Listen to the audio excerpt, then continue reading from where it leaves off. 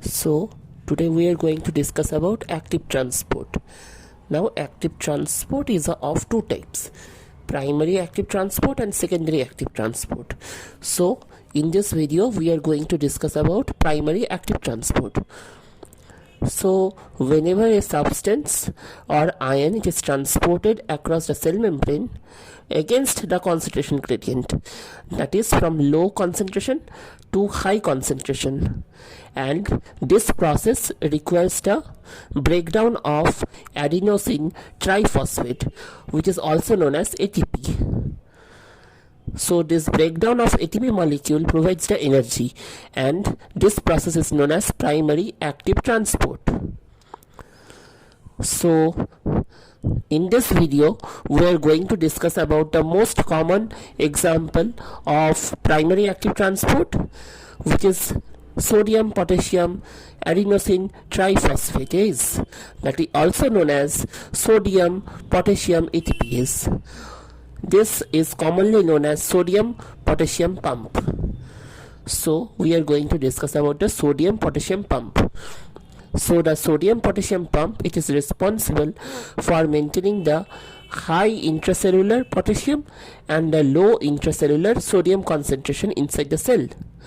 So this is because this pump, it pumps out 3 sodium ions from inside of the cell to the ECF, while 2 potassium ions, they are transported into the cell.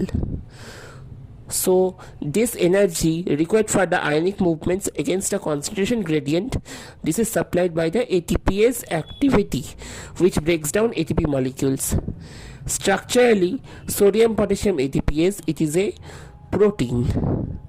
This protein consists of alpha and beta subunits, as you can see in the diagram.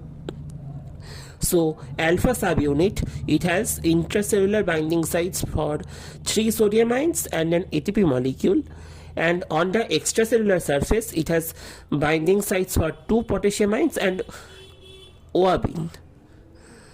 Other drugs of the same composition are digitalis or digoxin. So this is the structure of sodium potassium pump. Now as you can see, on the inner surface of the cell, 3 sodium ions and a molecule of ATP, they have bound to the intracellular surface of the alpha subunit of sodium potassium ATPase. Now this ATP will break down. This ATP undergoes breakdown to produce the energy. Now with the breakdown of this ATP, the alpha subunit, which consists of amino acids, so in the alpha subunit the aspartic acid residue, it is phosphorylated. Due to this phosphorylation, there is conformational change in the alpha subunit, and therefore 3 sodium ions are extruded out of the cell.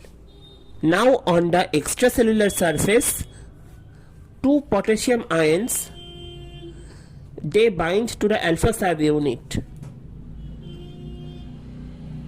Now binding of this 2 potassium ions dephosphorylates the phosphorylated aspartic acid. Dephosphorylation of the aspartic acid residues, this causes again conformational changes. So this energy causes the conformational change, and this results in the entry of 2 potassium ions into the cell.